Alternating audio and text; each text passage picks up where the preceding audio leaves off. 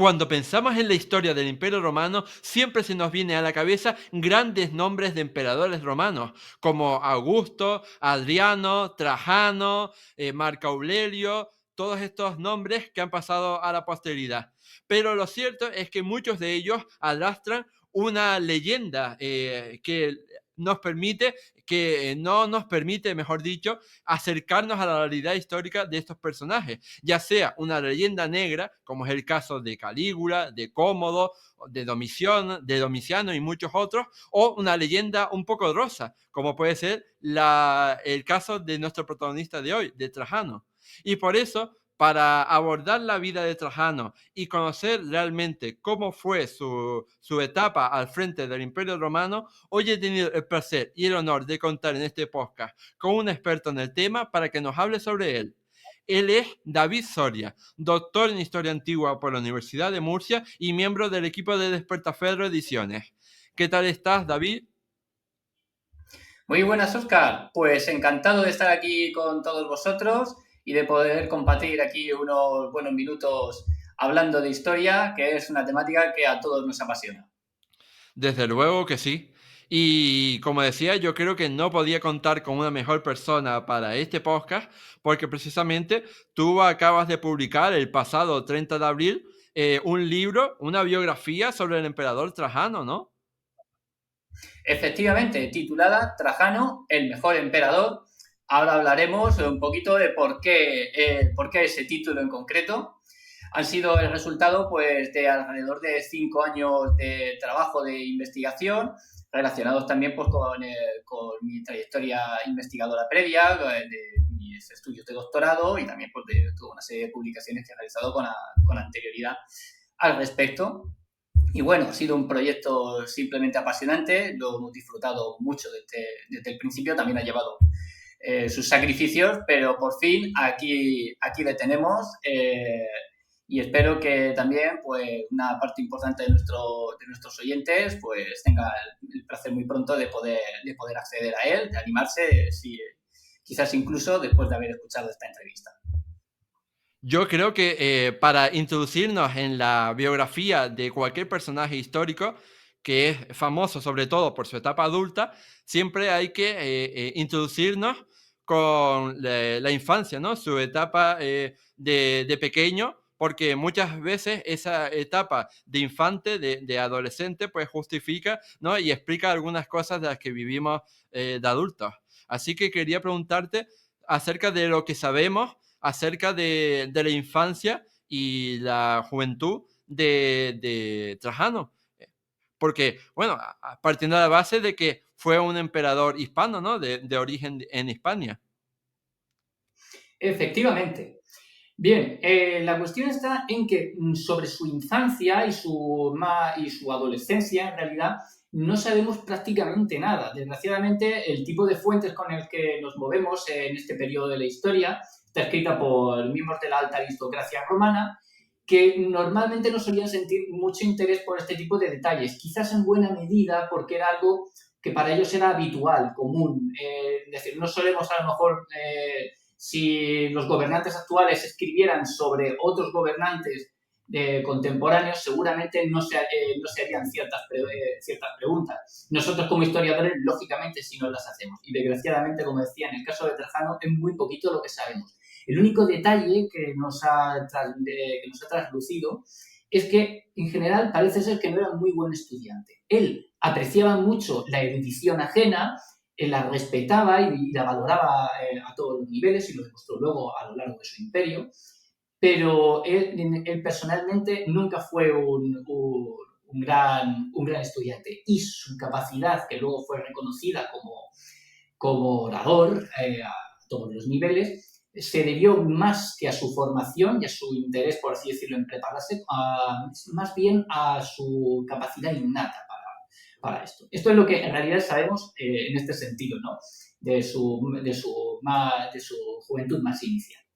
En cuanto a sus orígenes, Marco Ulpio Trajano nace el 18 de septiembre del año 53 después de Cristo, en Itálica, en el corazón de la Bética, en la provincia más rica de las provincias hispanas del Imperio Romano. Esto va a suponer un factor determinante para su futuro. Él es hijo de Marco Traio y de Ulpia Marciano. Y aquí me gustaría introducir una curiosidad, y es que nos habremos dado cuenta de que su padre, en principio, su nomen es Traio, pertenece a la gens, a la dinastía, por así decirlo, al linaje de los Traios.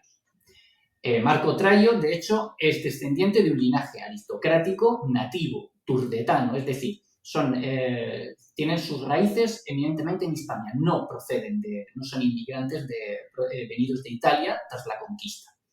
En cuanto a Ulpia Marciana y su familia, cabe la posibilidad de que sean también nativos, nobles nativos de Hispania, hispanos como tales, aunque también hay las mismas posibilidades de que, dadas las circunstancias, procedieran, en este caso sí, de Italia a lo largo del siglo II a.C. y se afincaran en España. Pero, en cualquier caso, vamos a la curiosidad a la que mencionaba. Es que, ¿por qué? ¿Por qué entonces el emperador Trajano no se llamó, por ejemplo, Marco Traio, como su padre? Bien, y es que Marco Traio, el padre de Trajano, fue adoptado por su suegro, Marco Ulpio Marciano, cuando se casó con la hija de este, con Ulpia Marciana, la madre de Trajano. Al ser adoptado, automáticamente tomó el nomen, es decir, por así decirlo, para quien no conozca muy bien la historia social de Roma, adoptó el apellido principal de su suegro, Ulpio. Y el apellido original, el nomen original de Marco Traio, Traio pasó a convertirse en una especie de apodo, en su cognomen, Traiano, Trajano. Con lo cual, tenemos que el padre del emperador Trajano, en el momento en que nace su hijo, se llama exactamente igual que él, Marco Ulpio Trajano. Y en buena medida podríamos incluso decir que el propio emperador Trajano pues hereda hasta cierto punto el apellido, ¿no? por así decirlo, de su madre, de Ulpia Marciana. Por otra parte, también es muy interesante constatar que parte de este mismo momento, por ejemplo, las tías paternas de Trajano son, a su vez, abuelas materna y paterna del futuro emperador Adriano. Dicho de otro modo, Adriano ya en este momento, cuando nace, va a ser en buena medida sobrino segundo del futuro emperador Trajano. Y yo creo que a pesar de, como decías, ¿no? Ese mal rendimiento en los estudios, pues el nacer en una familia aristocrática muy importante, pues evidentemente te servía para tener un futuro político al menos bastante prometedor. Y aquí, antes de ser emperador, Trajano pues tuvo un ascenso imparable en esa carrera, ¿no? O sea, lo encontramos siendo tribuno militar en Siria en los años 70, después fue comandante de una legión en Hispania, fue cónsul en el año 91, incluso a lo mejor fue gobernador de la Germania Superior y Panonia. Entonces, háblanos acerca de esta carrera política y militar de Trajano antes de ser emperador, antes de llegar al poder. Por supuesto.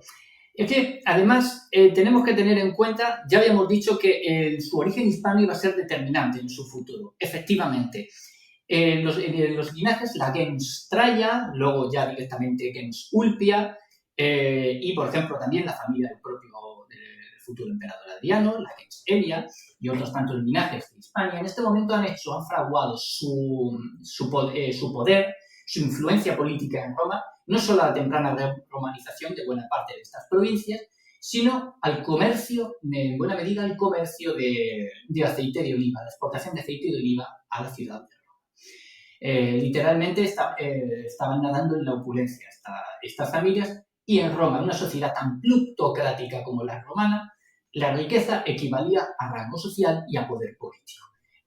A lo largo del siglo I después de Cristo, estas familias introducen a sus miembros principales en el Senado y a la sombra del poder. Para Trajano va a ser un factor determinante también la posición de su padre.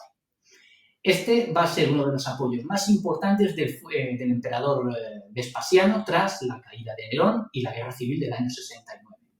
De hecho, el padre de Trajano empieza su trayectoria su trayectoria, por así decirlo, senior, como comandante de una legión en Siria al mando del entonces todavía general Vespasiano por orden de Nerón. Cuando Nerón es asesinado y Vespasiano finalmente se sienta en el trono, el padre de Trajano acompaña a Vespasiano como una de sus manos derechas. Y en el año 70, el padre de Trajano, encontramos al padre de Trajano como gobernador de Siria. Y directamente el futuro emperador Trajano acompaña a su padre como tribuno militar, como bien indicaba Oscar, de una de las legiones que estaban bajo su mando. Y interviene en las operaciones de una breve guerra contra los partos que tiene lugar en este momento, breve pero bastante significativa, puesto que Roma está intentando, como veremos, pues desplazar poquito a poco al imperio parto del Próximo Oriente, y este conflicto se enmarca, por así decirlo, en esta realidad. Pero no me desvío. Trajano quizás no era buen estudiante, pero sentía una gran predilección por todo lo relativo al oficio castrense. Y en este sentido era tremendamente disciplinado y tenía una gran capacidad, según comentan las fuentes, de sacrificio y además de soportar incluso las mismas penalidades, por así decirlo, que la tropa. Aunque esto no suele dejar de ser un lugar común siempre, atribuido por las fuentes clásicas siempre a cualquier gran general a lo largo de la historia. Pero bueno, al parecer, Trajano desde luego sentía muchísima más afinidad, por ejemplo, por el ejercicio de la caza, por prepararse para la guerra, por conocer los intríngulis de la disposición estratégica, de la táctica, antes que por cuestiones quizás entre comillas más sesudas. Luego, aunque su padre finalmente su carrera se estanca al llegar el emperador Tito al poder, esto no merma en absoluto la posición de Trajano, sino que en buena medida le deja encarrilado, su padre deja encarrilada la trayectoria de Trajano a la sombra de la dinastía Flavia, los emperadores Vespasiano, como decíamos, Tito, como ya hemos visto, y del futuro Domiciano. Y es que Trajano se va a posicionar muy pronto como uno de los hombres de confianza, a su vez, del emperador Domiciano, aunque las fuentes posteriores van a intentar disimular este hecho. Sobre todo hay que tener en cuenta que son fuentes senatoriales. Y cuando Domiciano muere en el año 96 después de Cristo, los senadores de repente tratan de exhibir que nunca se llevaron bien con Domiciano, que Domiciano siempre fue un mal emperador, lo cual es terminantemente falso. Pero bueno, con una serie de intereses políticos le cayeron sobre Domiciano con una damnatio memoriae, y entre el ejercicio de esta damnatio memoriae, hasta cierto punto una víctima, entre comillas, colateral, está el propio Trajano, o más bien su trayectoria a la sombra de Domiciano, que es más o menos sutilmente acallada, y por eso a veces no conocemos todos los detalles que nos gustaría. Pero al menos sí lo suficiente. Y es que Trajano es puesto en el año, si no me equivoco, en el año 88, es puesto al frente de la Legión Séptima Gémina, cita aquí en Legio, en la actual León, en Hispania. Es en un momento, podría parecer un destino no muy apetecible para un senador cuya trayectoria estuviera destinada a progresar. Pero es que Domiciano tiene a su vez a mariscales de más senior, de primera fila, volcados en los frentes de batalla de la guerra que está sosteniendo en esos años contra el Estado Dacio, de los cuales ya nos vamos a tropezar, al que nos vamos a tropezar muy pronto. Contra el Estado Dacio y contra sus aliados estaba batallando en ese momento ya Domiciano, librando unas contiendas muy duras y sobre todo muy difíciles, y había puesto a sus comandantes, por así decirlo, más veteranos y de más éxito, al frente de todas estas operaciones. Pero necesitaba gente de mucha confianza también en la retaguardia para asegurarse, como bien podría haber atestiguado el propio emperador Nerón, estas fuerzas, estos contingentes que estaban un poco más en segunda fila, pero que guardaban provincias estratégicas muy importantes, como ya acabamos de ver, que es la propia Hispania, una de los rincones del imperio más ricos de todo el conjunto del Estado romano. Entonces, colocar ahí a Trajano es una muestra de confianza. Y vaya si demostró Trajano ser digno de esa confianza. Porque precisamente en el invierno del año 89, Saturnino, gobernador de la Germania Superior, con 4 legiones a su mando, se proclama emperador y se enfrenta a Domiciano. ¿Y quién es de los primeros que responde a la llamada de alerta de Domiciano, que en ese momento está en Italia con la Guardia Pretoriana y tiene que empezar a tomar decisiones de urgencia? Trajano, la séptima Gémina y Trajano al frente de ella, se lanzan en dirección al limes Renano, a Germania Superior, en un tiempo récord. Sí es cierto que Trajano, a pesar de todo, no consigue llegar, por así decirlo, al campo de batalla en el cual Saturnino es derrotado, no llega a participar en las operaciones directamente. Es derrotado Saturnino en realidad por el gobernador de la Germania Inferior, inmediatamente vecino, y otros comandantes más cercanos también. Pero esta muestra de lealtad y de confianza absoluta de Trajano no es olvidada por Domiciano. Y en el año 91, un emperador como Domiciano, que solía ocupar siempre una de las dos sillas curules, uno de los dos consulados ordinarios anuales que jalonaban la política senatorial del Imperio Romano en esta época, pues bien, y además no, solía elegir como colegas en el cargo a personas muy concretas. En el año 91 Domiciano no asume un consulado ordinario, sino que se lo deja a Trajano y a otro cónsul, a otro senador también de su confianza. Es una muestra muy importante del aprecio de Domiciano a Trajano en este momento y de que probablemente nuestro protagonista ya formaba parte del Consilium Principis de Domiciano, es decir, por así decirlo, el Consejo de Ministros oficioso que realmente gobernaba a todos los efectos ejecutivo y legislativo, más allá del Senado, por supuesto, el imperio en este momento. La confianza de Domiciano, por supuesto, va a ir todavía más allá. Y en el año 95, los conflictos en el curso alto del Danubio, contra los cuados y los marcomanos, y también sus aliados, los armatagiácicos, a los cuales ya había combatido unos poquitos años antes Domiciano, pues bien, estos conflictos vuelven a reabrirse y de nuevo ser una amenaza importante para Roma.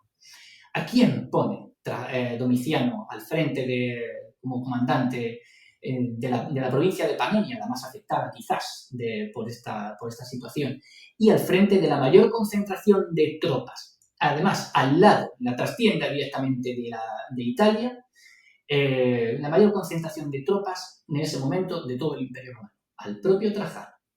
Y además, a su lado, en la vecina provincia de Mesia Inferior, pone a Longino, un amigo muy estrecho, muy cercano del emperador Trajano. El desempeño de Trajano en estas contiendas ya no lo va a ver Domiciano, que es asesinado en septiembre del año 96 después de Cristo, cuando pretendía ponerse él mismo a su vez al frente de las operaciones o coordinarlas al lado de Trajano y de Longino. Como decíamos, Domiciano es asesinado sin poder, poco antes de estar preparado para abandonar Roma en ese momento. Y ya hemos visto que el Senado rápidamente en ese momento exhibe súbitamente toda una serie de sectores de la curia, exhiben una súbita animadversión hacia Domiciano, vuelcan una damnatio memoriae sobre él y toman las riendas y nombran esta crisis interna del Imperio Romano. Ante la misma, nombran como emperador a uno de los suyos, a Marco Cocello Nerva. En realidad, un miembro más del régimen de Domiciano, uno de los personajes más importantes que también rodeaba a Domiciano en su Consilium Principis. En realidad, ¿qué es lo que está pasando? Hay una parte del Senado que está intentando reaccionar contra Domiciano, pero ese sector sabe que la mayoría, en realidad, el poder está en manos del régimen todavía de Domiciano. Los grandes mariscales, por así decirlo, de Domiciano, Trajano, Longino, Materno, están en el frente y en cuanto se enteren de la muerte de Domiciano van a tener algo que decir.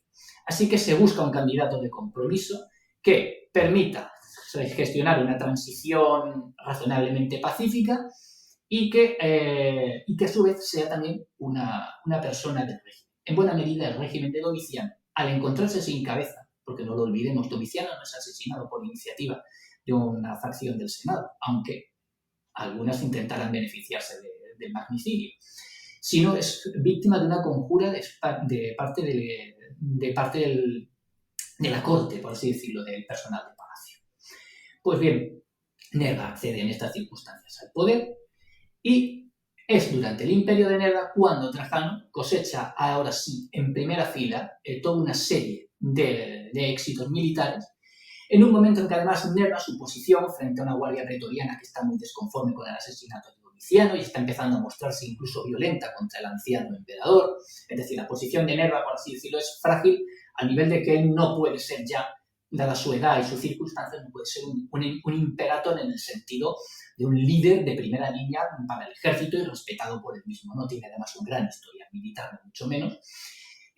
Pues bien, estas victorias, y a su vez rodeado de las presiones del antiguo régimen de Domiciano y de los sectores y facciones políticas que rodean a Trajano en este momento y que le respaldan poco a poco, le van viendo como el candidato perfecto para suceder a Nerva, bien, finalmente Nerva, al recibir estos informes de manos de Trajano, decide hacer pública su decisión de adoptar a Trajano como sucesor y de otorgarle los poderes de un coemperador, por así decirlo. Y esto es más o menos, ¿no?, un recorrido sintético sobre la trayectoria que va a llevar a Trajano finalmente a sentarse en el trono de los Césares. Primero acompañado de Nerva y finalmente en solitario. Y una vez que muere Nerva, nadie cuestionó el ascenso al poder de Trajano. ¿Cómo fue sus primeros momentos en el poder, ahora que por fin es emperador romano?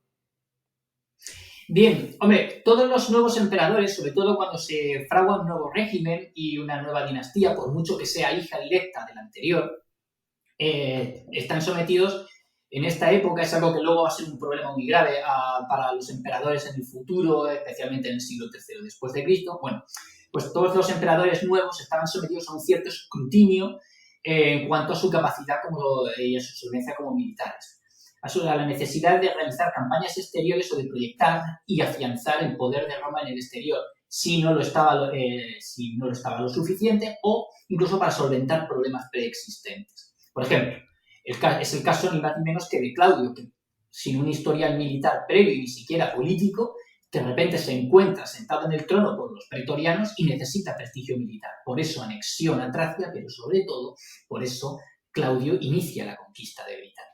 Pues bien, Trajano cuando se sienta en el trono sí es cierto que tiene una trayectoria militar bastante solvente. El principal problema, y además un gran apoyo político, todas las facciones vinculadas, es decir, las alianzas matrimoniales de las grandes familias hispanas se extendían a la Galia. El matrimonio de Trajano con Pompeya Plotina, por ejemplo, está orientado en ese sentido, pero es que los contactos de los grupos hispanos que apoyan a Trajano se extienden hasta Asia Menor. Por así decirlo, hay un cierto quórum que acaba viendo en Trajano su nexo de unión clave y además política y militarmente solvente, y es lo que le termina impulsando a ser el sucesor de Nerva y a acabar siendo emperador en solitario. Pero, a pesar de todo eso, Trajano ha heredado, como sabemos, un problema muy importante de manos de Domiciano en el ámbito danubiano. Es posible que los cuados y los marcomanos estén razonablemente agotados por el conflicto y no vayan a ser un problema verdaderamente severo. Es posible que los sármatas diácidos en la actual Hungría ya hayan vuelto a la alianza con Roma, al menos temporalmente.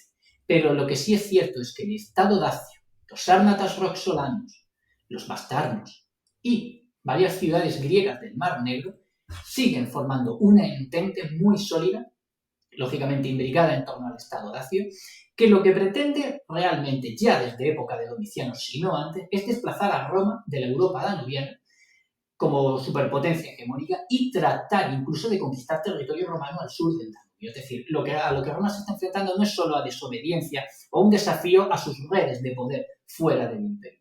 Recordemos, es algo que me gusta insistir siempre. Para Roma, su poder no termina en sus límites, por así decirlo, al menos en donde terminan sus provincias. Su poder termina allá donde no tiene ya aliados, donde ya no tiene vasallos, donde ya no tiene clientes. Es decir, por eso Roma siempre reacciona a veces con esa violencia desmedida cuando un reino cliente o una tribu vasalla se desmarca de su poder. Porque para Roma realmente es una agresión, es una pérdida de territorio, es una pérdida de poder. Y esto es como empezó el desafío del Estado dacio al Imperio Romano. Pero es que, como hemos visto y como ya hemos señalado, los dacios intentan conquistar territorio romano. Su pretensión es extenderse. Trajano lo que tiene que hacer es afrontar en ese momento, se espera de él que afronte ese desafío. Y se le está mirando con lupa. Tiene que conseguir solventar ese problema, terminar lo que Domiciano había empezado, y de ello en realidad al final va a depender su continuidad como emperador. Si Trajano hubiera sufrido algún revés alguna derrota severa, su posición política se había visto debilitada y cuestionada, quizás con unas consecuencias verdaderamente graves. Con lo cual, no era poco a lo que Trajano se enfrentaba y efectivamente, como bien comentabas, Óscar, Trajano necesitaba todavía terminar de asentar su posición, demostrando su solvencia, resolviendo en este caso esta problemática concreta. Las personas que nos estén viendo desde YouTube podrán observar que precisamente tú tienes ahora mismo una camiseta de la Dacia. Así que, Sí. sí. Así que, bueno, lo primero que quería decirte era que a cambio de esta entrevista vas a tener que regalarme una igual. O sea, es un Hombre, no pago. te quepa la menor duda. Cuenta con ello. Y lo segundo que quería decir es que, bueno, que precisamente nos vamos a meter ahora de lleno en estas guerras contra los dacios, porque empezaron precisamente, como tú decías, en el año 101, o sea, poco después, ¿no? 3 años después apenas de que Trajano llegara al poder. Así que háblanos acerca de esta primera guerra contra los dacios que tuvo lugar en tiempos del rey de Cébalo. Pues bien, efectivamente. A ver, hay que tener en cuenta que además Trajano, siguiendo de nuevo la estela de Domiciano, se tomó muy en serio esta contienda. No era para menos, pero es que además su calidad como comandante, ya previa y como veremos más adelante, directamente lo refrenda. Y es que sus primeros años, Trajano en el poder, sobre todo después de la muerte de Nerva, Trajano se pasa, si no me equivoco, prácticamente 2 años en el Limes. Es decir, aunque una vez muerto Nerva, él no acude inmediatamente a Roma para ser recibido por el Senado y para participar en los festejos. No, él se queda en el Limes, por una parte, asegurando el poder de Roma en la región de Germania, que él termina de asentar completamente. De hecho, las consecuencias de esto van a ser que hasta finales del siglo II y sobre todo inicios del siglo III después de Cristo, Roma no va a tener grandes conflictos en la zona del Rin y va a poder detraer cada vez más efectivos hacia el Danubio, que deviene en este momento, a partir de Domiciano y sobre todo de Trajano, el gran eje del poder militar romano en Europa. Pero es que además Trajano se empeña en estos años también en los preparativos, para pulir los preparativos para la guerra contra los dacios, que, como bien apuntabas, Óscar, en este momento están liderados por el rey de Cébalo, el cual empezó a reinar precisamente en tiempos de Domiciano, en el año 87 después de Cristo, y tuvo un papel muy destacado en las últimas fases de la guerra dácica de Domiciano. Y desde luego iba a mantener esta política agresiva del Estado dacio y de sus aliados contra Roma, desafiando los tratados firmados con la misma y desde luego sentenciando el casus belli que va a emplear Trajano en su momento para poner en marcha este conflicto en el año 101 después de Cristo. ¿Cuáles son los objetivos del Imperio Romano para el mismo? Ya no consiste en arrebatar una parte del territorio a Dacia, por ejemplo, y someter al reino y a sus aliados como vasallos. Consiste básicamente en conquistar la totalidad del reino dacio y convertirlo en una provincia, en destruir al Estado dacio como eje de la entente formada a su alrededor y, acto seguido, ahora sí, revertir todas las alianzas en favor de Roma, todas las relaciones y las redes de poder de la Europa Oriental y de las costas del Mar Negro. Para esto, como decíamos, Trajano se plantea la conquista total de Dacia en una primera contienda. En el año 101, el ejército romano cruza el Danubio por varios puentes de pontones, defendidos por su flota, y se interna en territorio dacio directamente hacia el corazón del mismo, hacia su capital, Sarmizegetusa. En la región circundante, en la localidad de Tapae, se libra la segunda batalla de este nombre, la segunda batalla de Tapae, entre las fuerzas de Trajano y el ejército dacio. El ejército dacio es derrotado, pero no destruido completamente. De hecho, al parecer en la batalla consiguen repelearse en buen orden las huestes dácicas, y los romanos, ya con esta victoria, lo que consiguen es abrirse camino hacia el entorno inmediato de la capital del reino dacio, de Sarmizegetusa, y sobre todo del círculo o de la red de fortificaciones que la protegían. Pero, lógicamente, los dacios ni están solos ni su pretensión era quedarse meramente a la defensiva. Ya hemos dicho que sus intenciones eran expansionistas y, efectivamente, en el verano de ese mismo año, del año 101, los dacios y los ejércitos aliados cruzan el Danubio por su curso bajo, caen sobre la provincia de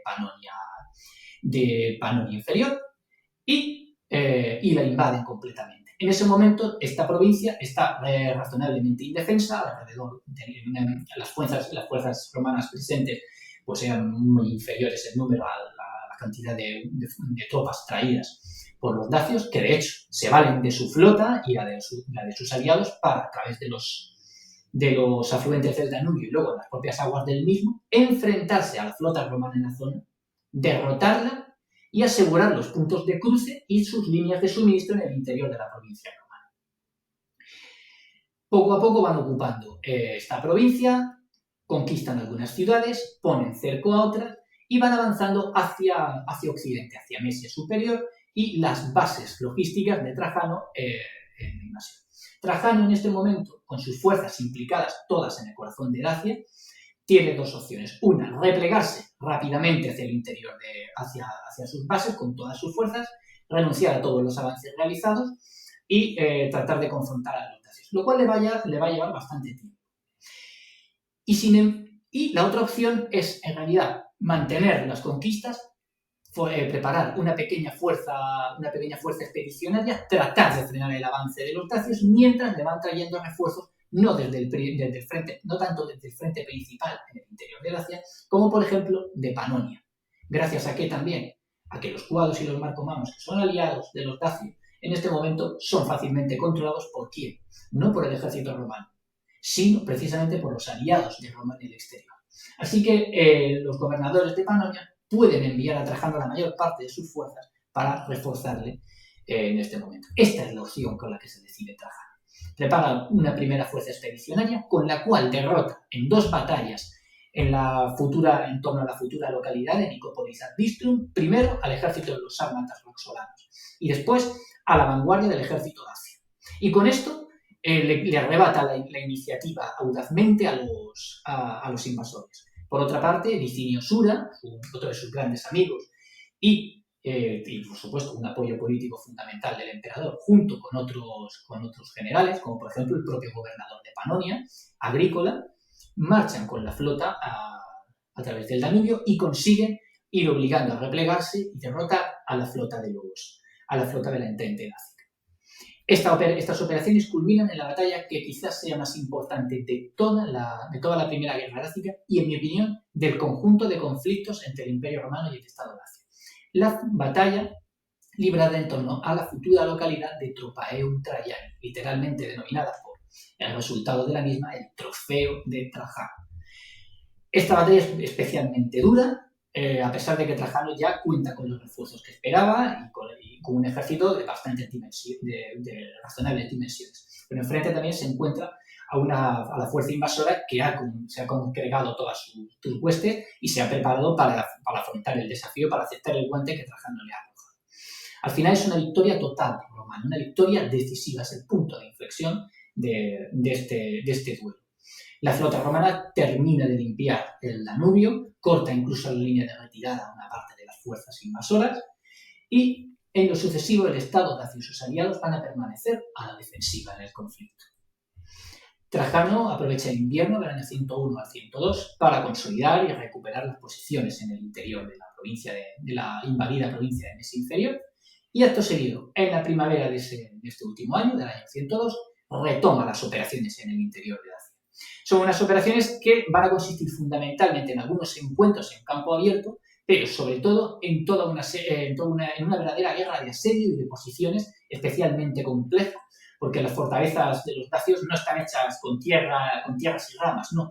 Son el culmen de los diseños de fortificación de tradición helenística y, de hecho, estaban basados en el uso de maquinaria de asedio, de artillería de torsión, que no solo importaban del exterior, sino que los dacios eran perfectamente capaces de fabricarlo y de mantenerlos por sí mismos. Es decir, tenían la capacidad de unos excelentes ingenieros de asedio. es lo que también les había permitido, a su vez, tomar y aspirar, en otros casos, a conquistar ciudades romanas en suelo romano. Pues bien, es este desafío al que se enfrenta Trajano en este escenario, a tratar de conquistar las plazas defendidas por estos excelentes ingenieros y artilleros dacios, y poco a poco, a lo largo del año 102, lo va consiguiendo.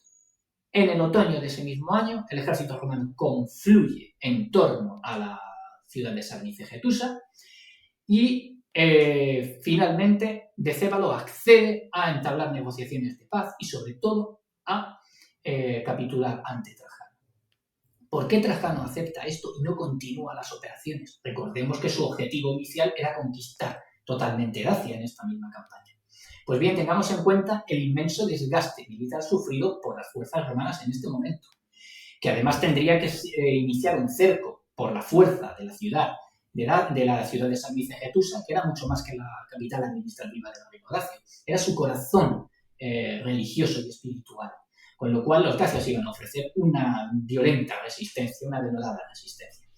Iniciaron un asedio de esas condiciones a finales de otoño.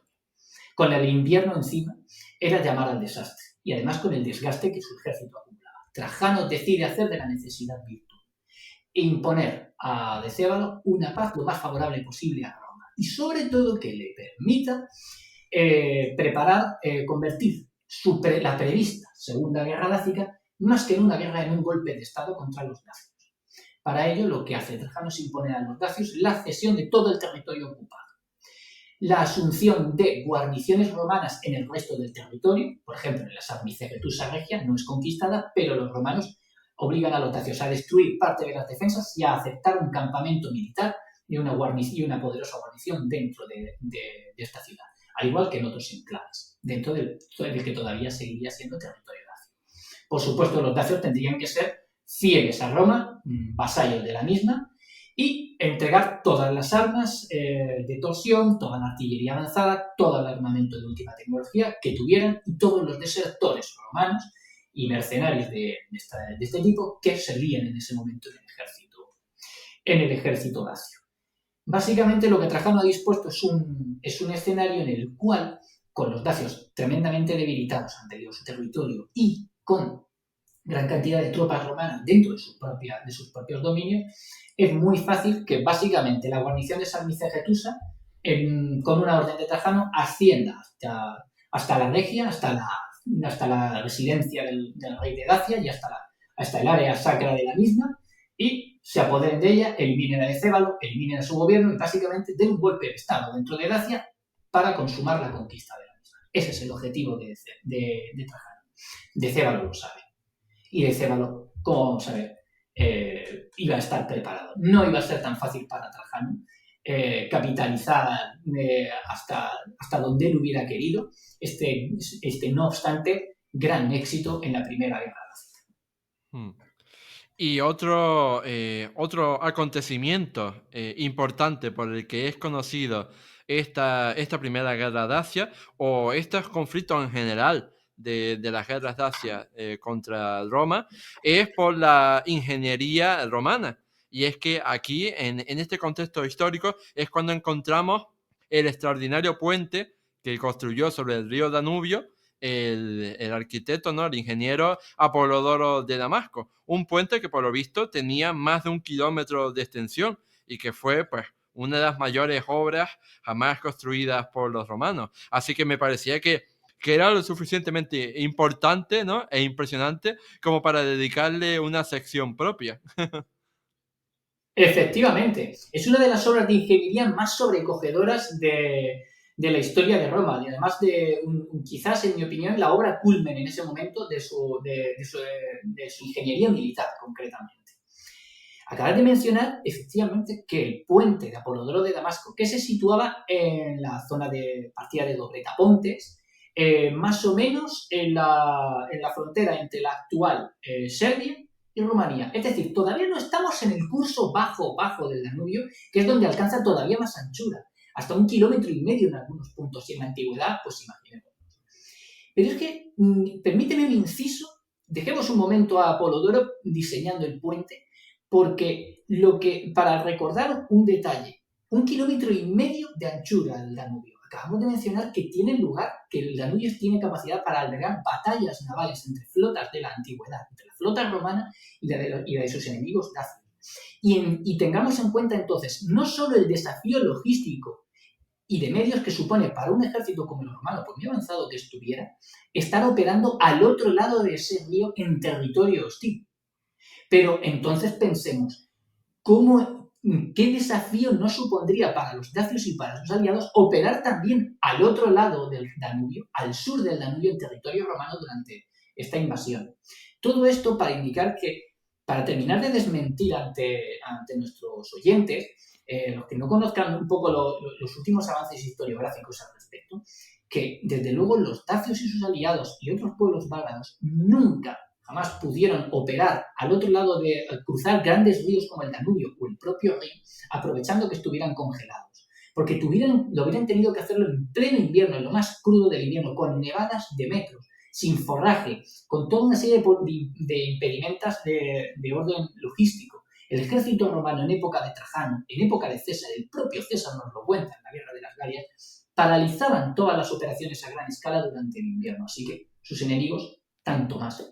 Con lo cual, por eso era imposible operar en invierno para aprovechar, para intentar cruzar el Danubio.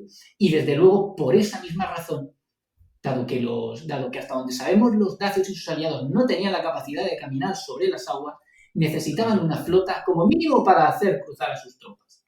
Y desde luego para asegurar eventuales puentes de pontones y los puntos de cruce. Y por supuesto para mantener abiertas sus líneas de suministro en territorio hostil, al igual que lo hacían los romanos. Y volvemos a Apolodoro, no me desvío. Pues bien, este puente efectivamente tenía 1 kilómetro, casi más de 1 kilómetro de longitud.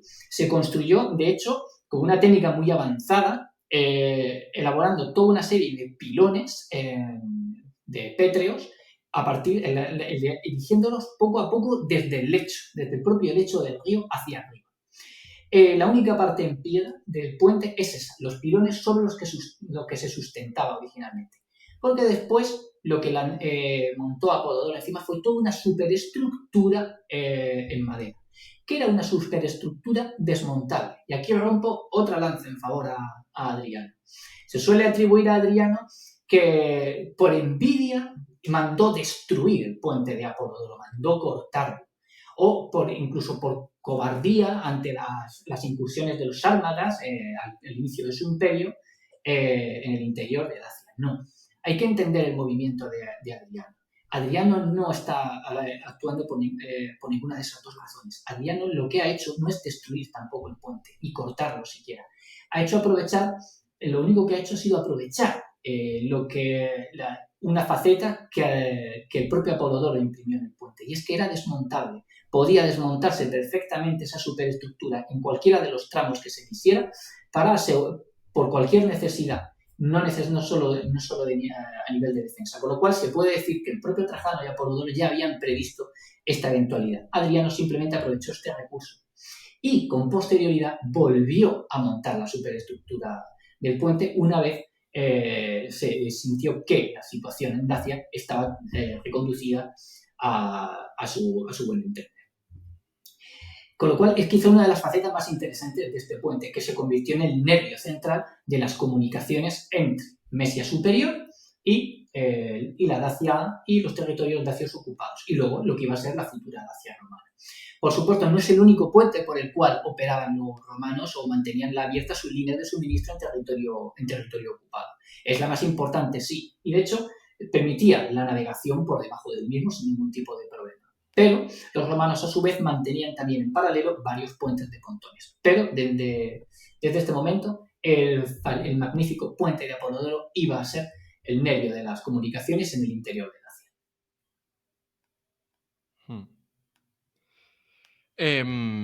Ahora que quería que nos metiéramos de lleno en la Segunda Guerra contra los dacios, que estalló en el año 105 después de Cristo y que fue la que provocó finalmente la muerte de su rey, la muerte de Cébalo. Háblanos un poco más acerca de este increíble conflicto definitivo, ¿no?, para los romanos. Por supuesto.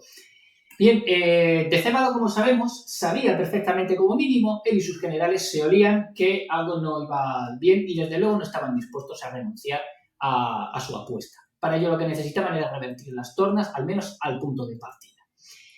Lo primero que hicieron fue intentar buscar durante el periodo de entreguerras aliados, a la par que ponían en marcha un rearme todo lo perfecto que pudieron conseguir con la vigilancia romana encima. Les debió de salir bastante razonablemente bien porque aunque no cosechaban mucho seguimiento por parte de la mayor parte de sus antiguos aliados, desde luego el rearme, y tampoco cosecharon apoyos nuevos, pero el rearme les salió bastante bien porque en el año 104 consiguieron derrotar a los sármatas yácigos y recuperar el territorio que estos habían ocupado con permiso de Roma dentro de la propia Dacia y dejarles prácticamente fuera de combate en este momento. Los romanos, al haber sido agredido uno de sus aliados, se lo toman con bastante calma en este momento, pero en el invierno de 104 al 105 le declaran oficialmente la guerra al Estado dacio. Y esperan a que vaya eclosionando la primavera. De hecho, se da una situación bastante paradójica de Guerra Fría en la cual los romanos están esperando para poder tomar la iniciativa y a que están abiertas todas las comunicaciones en la primavera para poner en marcha este golpe de Estado contra el Estado dacio. Desde luego, Decébalo les toma la delantera. Parece ser que mediante una especie de celada, un engaño, una triquiñuela, Decébalo consigue engañar a Longino, el gran amigo de Trajano que había sido comandante junto a él en la última guerra marcománica precisamente de Domiciano. Pues bien, Longino, un hombre de confianza de Trajano, como no estaba al frente precisamente de las fuerzas de ocupación romanas en Dacia, y Decébalo consigue engañarle con la idea de que va a intentar entablar negociaciones. Quizás Longino quería aprovechar esas negociaciones precisamente para eliminarle. El caso es que Decébalo en realidad lo que pretendía era eliminar a Longino y a sus fuerzas. En esta celada apresa a Longino y lo toma como rehén, toma muchos prisioneros entre las fuerzas romanas, elimina gran cantidad de las mismas también, derrota buena parte de las guarniciones y de hecho recupera la mayor parte del territorio ocupado por los romanos durante el conflicto precedente, salvo las regiones orientales donde las guarniciones romanas consiguen resistir. Al tener noticias de lo sucedido, Trajano marcha en junio de ese año de urgencia al frente y consigue frenar de inmediato la ofensiva de los nazios. Longino, además, al verse utilizado como una baza para hacerle chantaje a Trajano, se quita la vida y Trajano no tiene tiempo para llorar la pérdida de este gran amigo suyo, sino que acto seguido aprovecha las circunstancias para volver a cruzar el Danubio y poco a poco ir rechazando el avance nazi. Lo que ha ocurrido en este momento es que sí es cierto que Decébalo lo que ha conseguido ha sido eliminar, por así decirlo, negarle a Trajano cumplir aplicar el plan tal y como había diseñado. Como bien decía en su momento Napoleón, ningún plan sobrevive al contacto con el enemigo y esto es una gran lección que se llevó Trajano en este mismo momento. Aunque consiguió frenar el avance dacio y evitar que la cuestión fuera a mayores.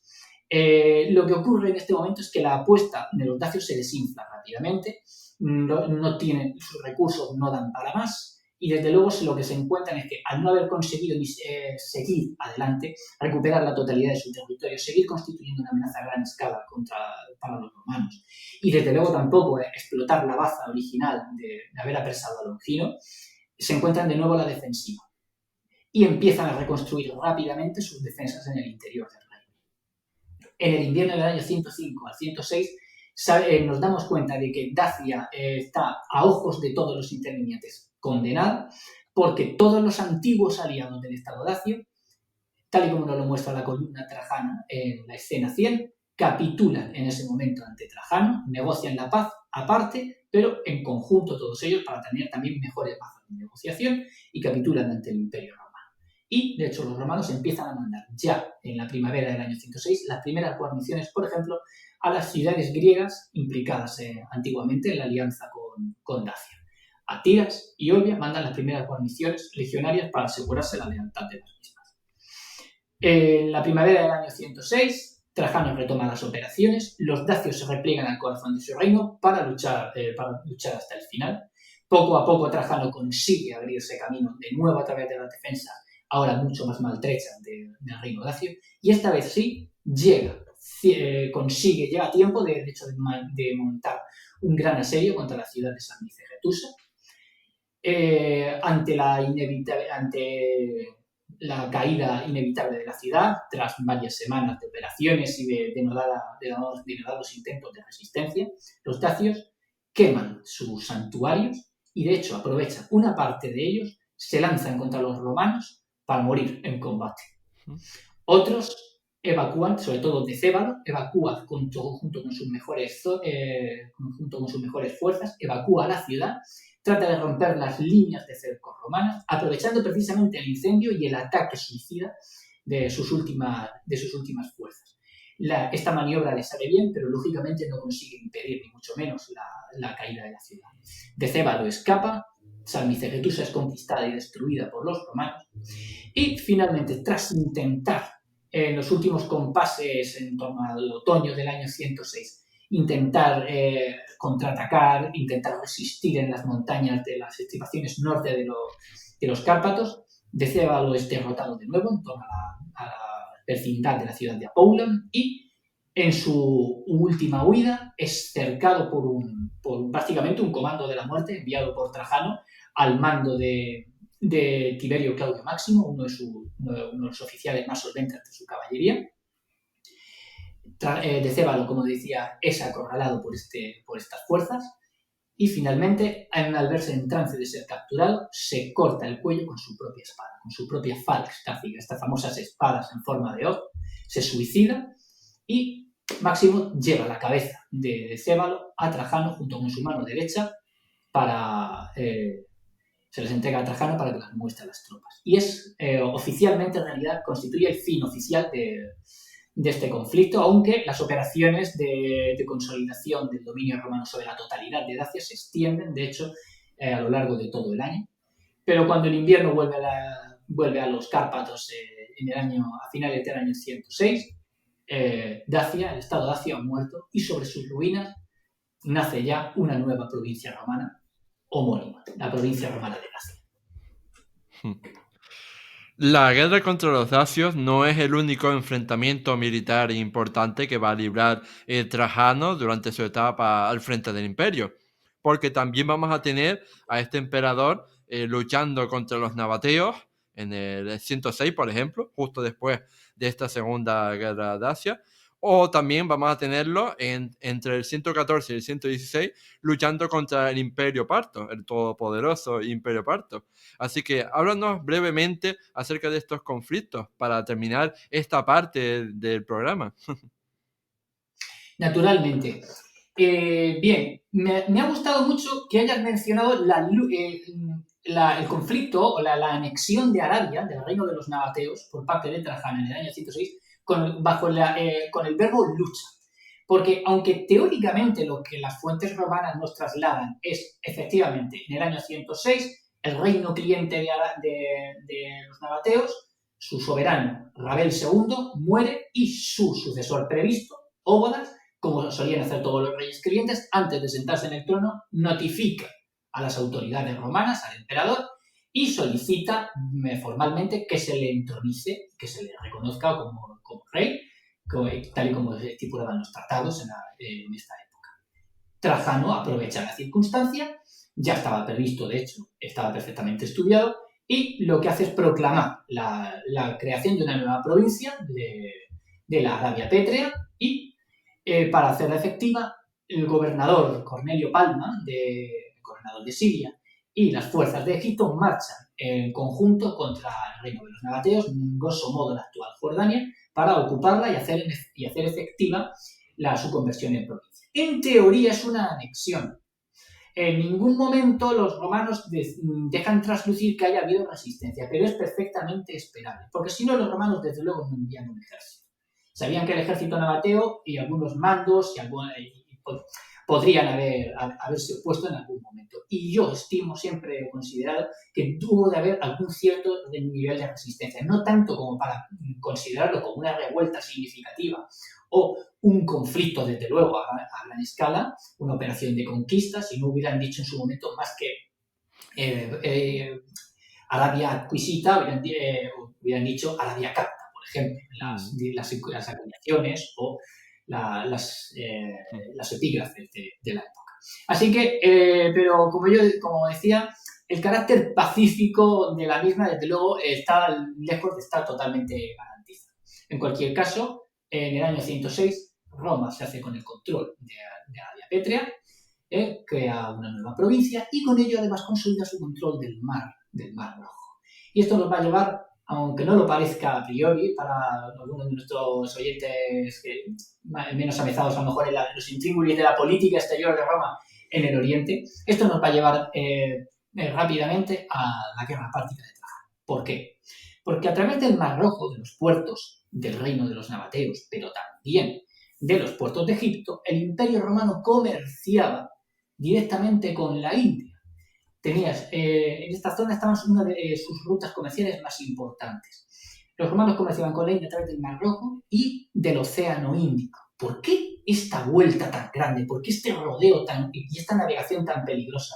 Que les costó tener que aprender a lidiar con los monzones. Que, por cierto, no es una navegación unidireccional, porque los comerciantes indios y centroasiáticos e incluso de Malasia también comerciaban directamente con Roma, también navegaban hasta los puertos romanos y de hecho tenían presencia y llegaciones permanentes en la ciudad de Alejandría y en otros puertos destacados del Mediterráneo. Al igual que los comerciantes romanos, tenían presencia también en la India. Pues muy bien, porque el Imperio Parto en realidad dominaba las rutas más accesibles y más fáciles para comerciar precisamente con la India y con China también, porque Roma a través de la India comerciaba directamente igualmente con China. Estamos hablando de la ruta de la seda y las especias. El Imperio Parto controlaba las rutas más rentables y el acceso a las mismas, tanto con Mesopotamia como en Irán. ¿Qué es lo que buscaba entonces Roma desde tiempos de Augusto? Acceder a los beneficios de esta ruta comercial, que además es la ruta comercial más importante con diferencia de todo el mundo antiguo. Y es quizás el primer ejercicio de globalización de la historia, si se me permite la expresión. Para hacernos una idea de los beneficios que manejaba Roma y desde luego todos los socios comerciales en la misma, con esa ruta tan compleja que para evitar precisamente los obstáculos que ponían los partos a los comerciantes romanos y extranjeros para encontrarse, por así decirlo, en su territorio, para comerciar a través de su territorio, bien, solamente por esta ruta navegable, Mar Rojo y Océano Índico, con las naves y las posibilidades que había en aquel momento, todas las dificultades que representaba, Roma ingresaba solo en concepto, es decir, el Estado romano ingresaba solo en concepto de impuestos al comercio la tercera parte de su presupuesto anual. Es la fuente de ingresos con diferencia más importante para el Estado romano, junto con los ingresos obtenidos de la explotación agrícola de Egipto. Con lo cual, Egipto, además, como vemos, tiene un papel fundamental como dentro del imperio, porque prácticamente aporta al imperio la mitad o 2/3 partes de su presupuesto en total en esta época, por comercio y por la explotación de la tierra dentro del mismo. Entonces, como decía, ¿qué pretende Roma desde tiempos de Augusto frente al Imperio Parto? ¿A qué se deben todos estos conflictos constantes con el Imperio Parto? Mucho más que pintar de tu propio color partes del mapa. En realidad se trata de arrebatar al Imperio Parto las regiones necesarias para acceder a los ramales más lucrativos de la forma más optimizada posible de la ruta de la seda y las especias. ¿Esto qué conllevaba? Conquistar Armenia y sobre todo Mesopotamia, es decir, alcanzar el control del Golfo Pérsico. Esto es lo que pretendía el Imperio Romano desde tiempos de Augusto. La dinastía Flavia, Vespasiano, en tiempos del padre de Trajano y de la juventud de nuestro protagonista, Tito, Domiciano lo tenía en la agenda, pero no lo aplicó. Todos ellos, la dinastía Flavia, también dieron pasos importantes en la consolidación del poder de Roma frente al Imperio Parto. Estaban preparando una contienda a gran escala contra la Partia para conseguir este objetivo, llegar al Golfo Pérsico. De hecho, las campañas de Corbulón en tiempos de Nerón, en buena medida, van orientados en esta línea. Son pasos significativos en este sentido. Lo que hace Trajano cuando anexiona la Arabia Pétrea es avanzar todavía más en ese sentido. Culminar, de hecho, en cierto modo, la agenda de los Flavios en la zona, que habían pretendido desde el principio consolidar totalmente el poder romano en su ámbito, en toda la zona de Oriente.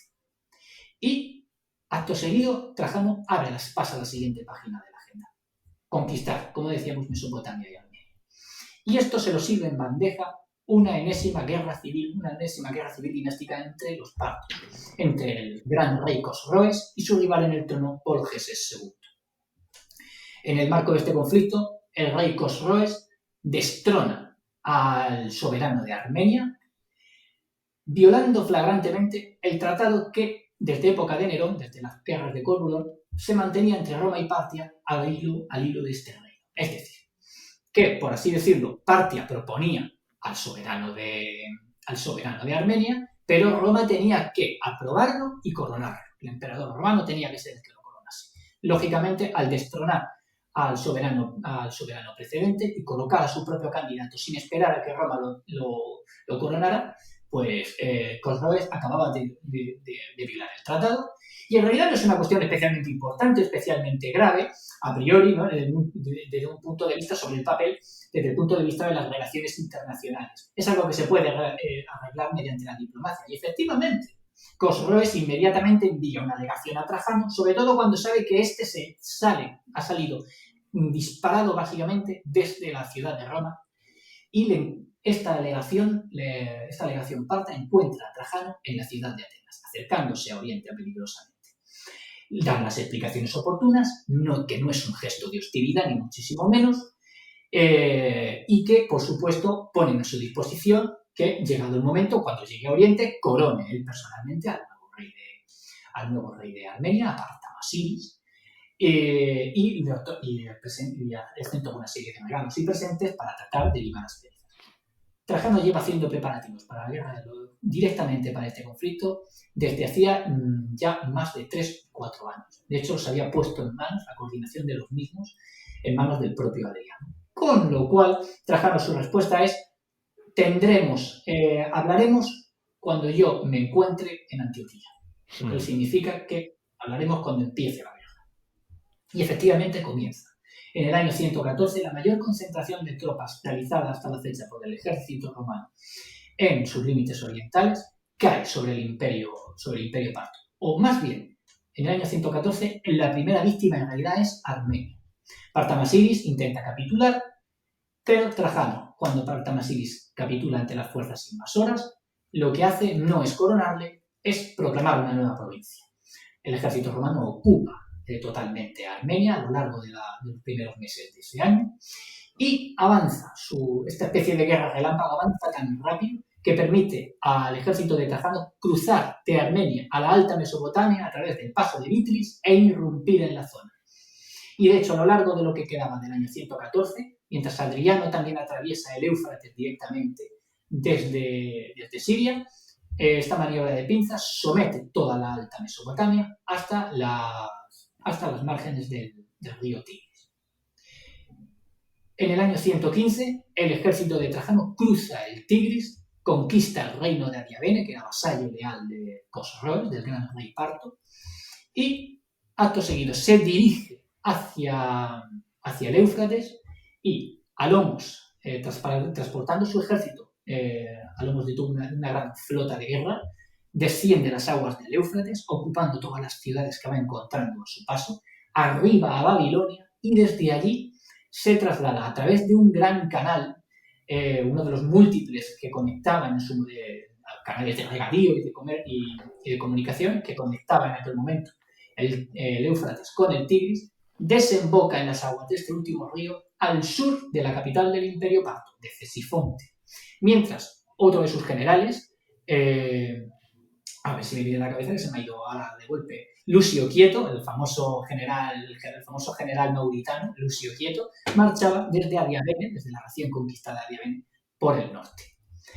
Cesifonte es evacuada de urgencia por las fuerzas partas, al parecer se libra una batalla al pie de las murallas de las mismas para tratar de contener todo el tiempo posible el avance romano, pero la evacuación en buena medida no termina de ir todo lo bien que hubiera querido quizás el gran rey de los partos, porque una de sus hijas es apresada por los romanos y además su trono dorado es también tomado por las fuerzas romanas en su entrada en la ciudad.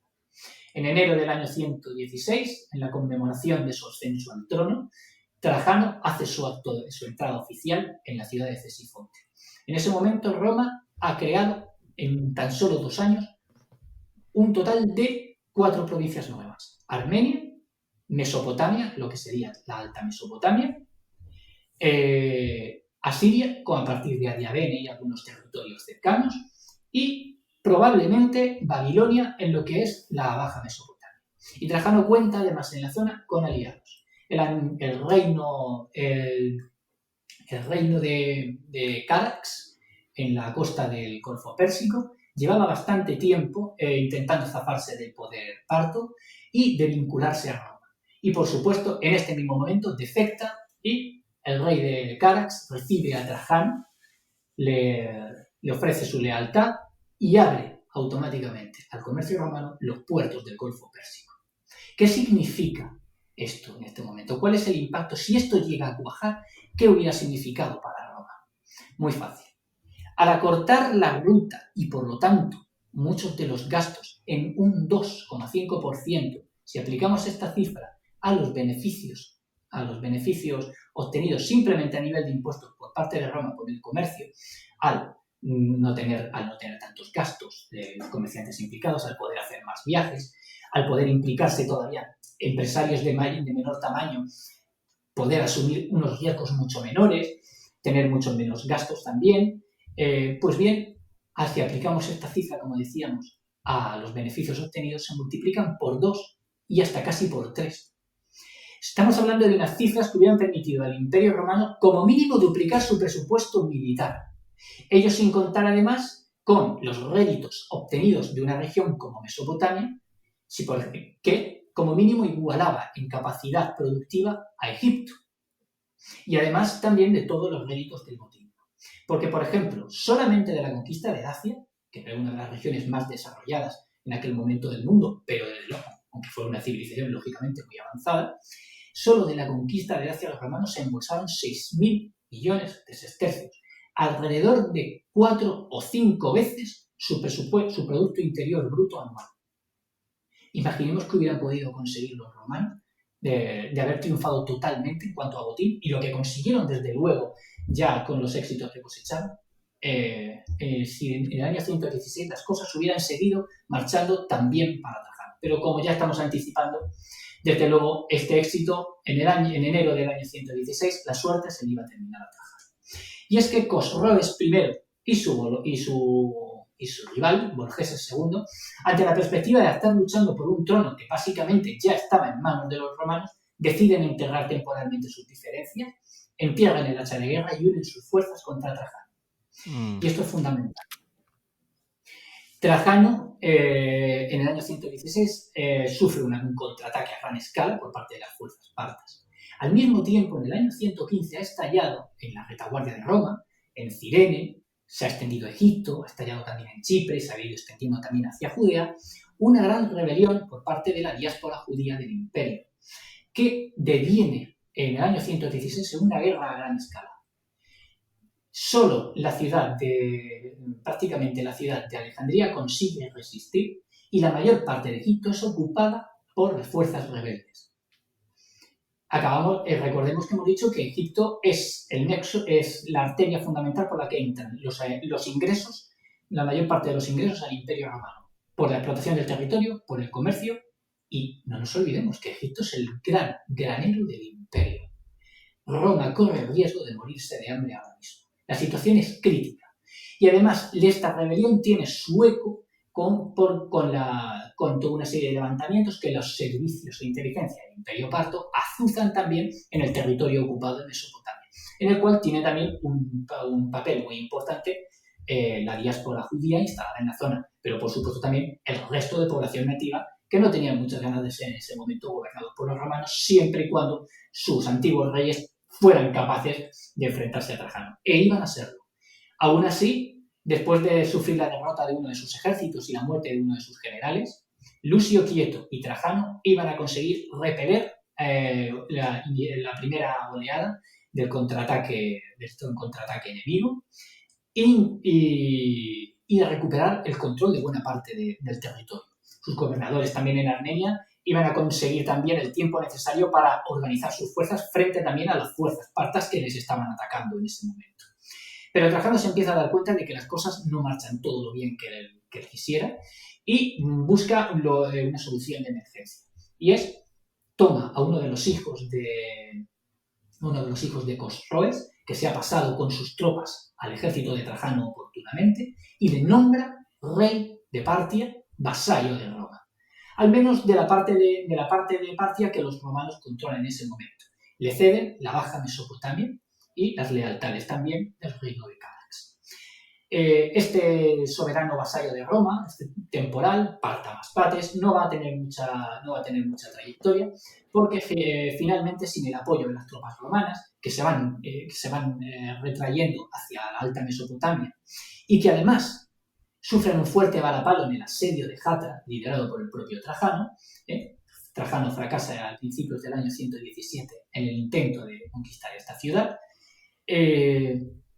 Pues básicamente no pueden brindarle el apoyo necesario a este rey vasallo. Cosroes destrona a su hijo, que huye a territorio romano y recupera al menos la Baja Mesopotamia. Trajano constata que el conflicto puede terminar muy mal si sigue en su empeño. Y además necesita urgentemente enviar tropas a otros frentes, no ya contra la peligrosísima guerra judía, que yo suelo denominar, junto con otros autores, como la verdadera segunda guerra judía de la historia de Roma.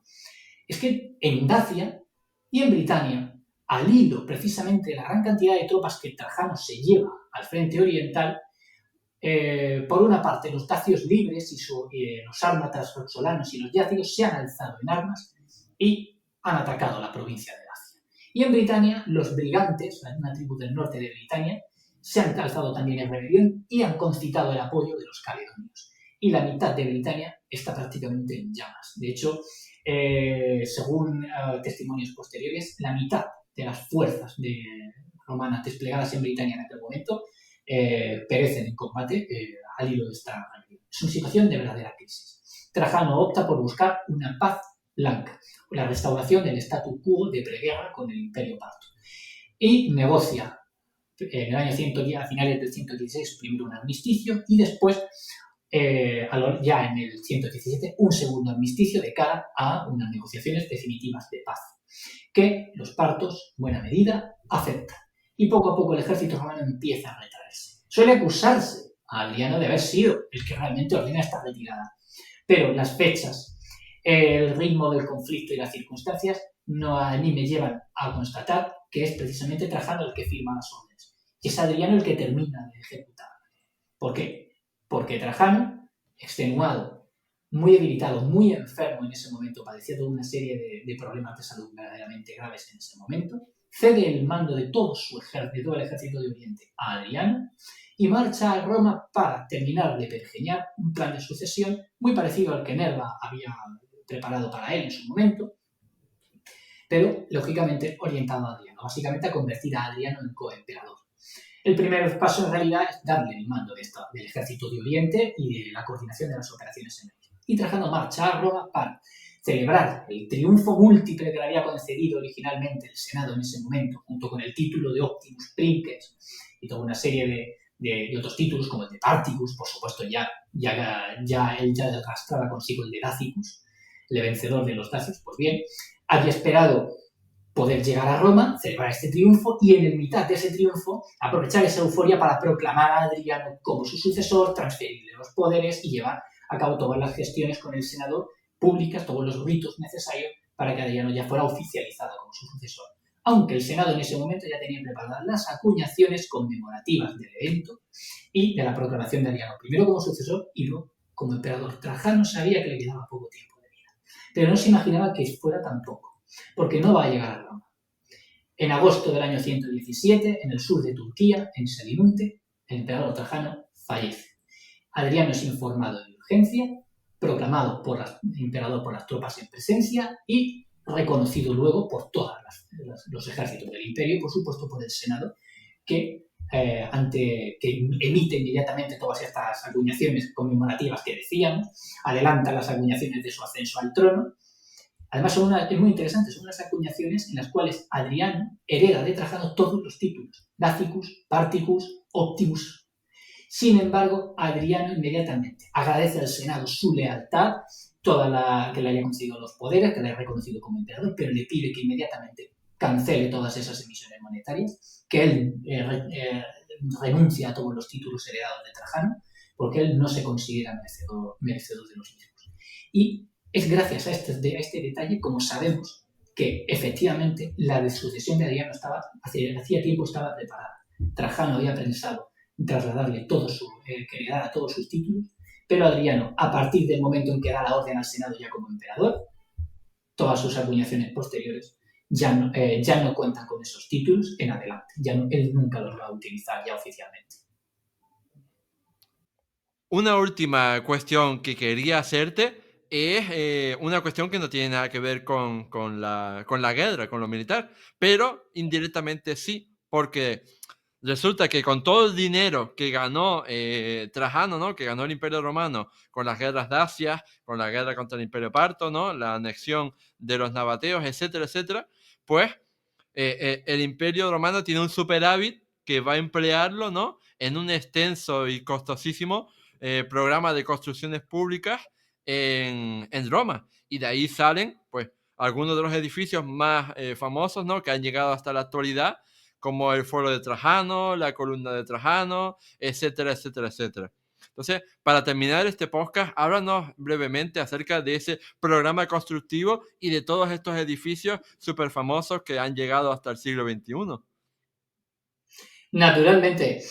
Pues muy bien traído además porque, claro, como bien comentas, esos 6.000 millones de sestercios que los romanos sacan del botín, extraen del botín de Dacia, son la fuente de financiación, en efecto, de este inmenso programa constructivo. Pero Trajano, su vocación como edilicia empieza antes de las guerras dácicas. Por ejemplo, obras un poquito menos conocidas como las obras de encauzamiento del río Tíber, que tenía tendencia a producir inundaciones verdaderamente preocupantes, y también a la reparación y ampliación, precisamente fruto de estas inundaciones, de buena parte del puerto, de los puertos del Tíber, de los almacenes, en los que se descargaban los suministros que alimentaban todos los días a la ciudad de Roma. Pero, por ejemplo, una vez ya Trajano adquiere este gran botín y también este inmenso prestigio político y militar, que además le permiten a nivel político por ejemplo, afianzar, sin ir más lejos, la autocracia imperial, con el aplauso complaciente del Senado, pues muy bien, como parte, de hecho, incluso de este mismo programa de afianzamiento de la autocracia y de la ideología del poder imperial, Trajano pone en marcha básicamente se vuelve loco a nivel constructivo. Quizás lo más famoso sea precisamente el Gran Foro de Trajano. Es el foro imperial más grande construido hasta el momento y en realidad a lo largo de toda la historia del imperio. Y además con una disposición muy original, puesto que el templo que debía presidirlo y la basílica no están dispuestos de la forma habitual, sino que en realidad imitan la disposición de un campamento romano, por así decirlo, intentan ser el reflejo de la misma. Dentro de este gran foro monumental encontramos gran cantidad de estatuas de prisioneros dacios, de frisos que narran episodios de las campañas, retratos de los generales implicados y, por supuesto, venía presidido en el centro por una gran estatua ecuestre del propio Trajano y arriba, en lo alto de la basílica, también, además, por una cuadriga triunfal tripulada por Trajano. Pero, además, avanzando un poquito más en el recorrido por este monumento, estaba dotado de dos grandes bibliotecas, una latina y otra de lengua griega, lo cual, de nuevo, nos recuerda que aunque Trajano nunca fue un gran lector, por así decirlo, siempre reconoció la labor de los eruditos y procuró y se preocupó mucho también por las letras y por las ciencias, y por lo tanto levantó estas dos bibliotecas. Pues bien, las dos bibliotecas flanqueaban junto a la basílica un patio en el cual estaba erigido la famosa columna de Trajano, que, decorada con toda una serie de relieves helicoidales, nos cuentan las operaciones y las campañas de la Primera y de la Segunda Guerra Dácica. Originalmente estaba coronada por una especie de águila, un águila de Júpiter. Luego, quizás ya todavía en vida de Trajano, fue reemplazada este águila por una estatua de Trajano, Toracato, con coraza, y ya andando el tiempo, durante el Renacimiento, los papas la sustituyeron por una estatua de San Pedro. Y finalmente, más allá de esta columna, que por cierto, su basa, por una parte, los relieves de esta basa muestran toda una serie de armamento capturado a los dacios y a sus aliados, y son una fuente muy importante para conocer los detalles del armamento empleado por los enemigos de Roma en este momento. Esta base de la columna iba a servir extraordinariamente como sepulcro al propio emperador Trajano. De forma además extraordinaria. ¿Por qué? Porque lo normal es que dentro del pomerium, del límite sagrado de las ciudades romanas, y en concreto, por supuesto, de la ciudad de Roma, no podían haber enterramientos ni deposición de cenizas, nada. No se podían enterrar restos mortales de ningún tipo. Solo aquellos personajes de especial renombre que hubieran servido a ojos del Senado de forma destacada a la patria, podían recibir esa extensión, ese privilegio de estar enterrados dentro de Roma. Y Trajano lo recibió y se le permitió enterrarse en una urna de oro dentro de la base de la columna Trajano. Más allá de este complejo, como de la columna, lo que se encontramos, un templo del divino Trajano, que él parece ser que inició el proyecto, quizás con el objetivo en realidad de consagrarlo a otra divinidad, pero que Adriano decidió conceder a su padre putativo y tío segundo, porque fue él además el encargado de finalizar el proyecto. Otras obras muy importantes por parte de Trajano en esta misma época son los baños de Trajano, uno de los baños más grandes levantados también hasta el momento. Luego ya serían superados por Magencio o por Caracalla, por ejemplo, que construyeron unas termas espectaculares. E incluso unas menos conocidas termas de Sura. Cuando Licinio Sura, su otro gran amigo, fallece en el año 111, Trajano hereda de él todos sus bienes inmuebles dentro de la ciudad de Roma, y él, a partir de la mansión más grande de Sura en la ciudad, decide construir unos baños, aprovechando los mismos, que anteceden históricamente, al parecer, a los baños propiamente dichos de Trajano. También construye un gran acueducto para alimentar, además, estos baños, el Aqua Traiana, uno de los múltiples acueductos más de esta inmensa urbe de la antigüedad. Y quizás para cerrar este recorrido de grandes monumentos de especial relevancia por parte de Trajano, no podemos dejarnos el famoso puerto de Trajano, literalmente bautizado como Portus. Está construido, primero, por así decirlo, como continuación de la reforma que intentó proyectar Julio César en su momento, que terminó el emperador Claudio y que no terminó nunca ese puerto de funcionar muy bien, y que hizo que muchas veces pues, el comercio y los suministros a Roma terminaran desviándose no tanto desde ese puerto, sino desde el puerto más pequeñito de Ostia y de otras ciudades cercanas. Bien, Trajano hace una reforma impresionante de este puerto, lo conecta directamente al Tíber por varios canales y construye una dársena enorme de hexagonal protegida a su vez en el exterior por la dársena antigua de época de Claudio y de César. Esta dársena es un éxito. De hecho, Trajano construye un pequeño palacio, una pequeña residencia para él allí, y por supuesto, desde luego, no se deja ni una sola de las instalaciones portuarias necesarias para mantener fluido el comercio y la logística necesaria para una ciudad habitada en aquella época por 1.000 millones de habitantes y que tenía que ser alimentada con los medios de la Edad del Hierro. Con lo cual, de hecho, esta dársena es alabada también a lo largo de la época, es un éxito total, va a ser utilizada de forma prioritaria siempre a lo largo de hasta el final de la historia del Imperio Romano, y de hecho todavía hoy día es visible. Cuando volamos hacia la ciudad de Roma, estamos a punto de aterrizar en el aeropuerto de Fiumicino, desde la ventanilla, si tenemos suerte, y normalmente los pilotos siempre tienen ese detalle de hacerlo de tal manera, de hacer la maniobra de tal manera que por lo menos la mitad del avión pueda verlo, se puede distinguir perfectamente la exedra de la antigua dársena del puerto de Trajano, que hoy en día es un lago enorme, de hecho, de tamaño hexagonal como el puerto. Trajano legó también monumentos en otros lugares. Por ejemplo, una curiosidad, junto al famoso puente de Alcántara hay una edícula, un pequeño templete, dedicado al divino Trajano. Es el primer caso de divinización de un emperador romano. Claro, es una iniciativa privada por parte del promotor de la obra, pero es el primer caso de divinización de un emperador romano en vida en el occidente romano, algo que era muy poco habitual, tirando a una verdadera rareza y casi una provocación. Sin embargo, en el oriente, acostumbrados a los soberanos helenísticos y en general orientales, que tenían como un componente divino muy importante a nivel propagandístico, por supuesto, pues un acto de divinización no sería tan extraño.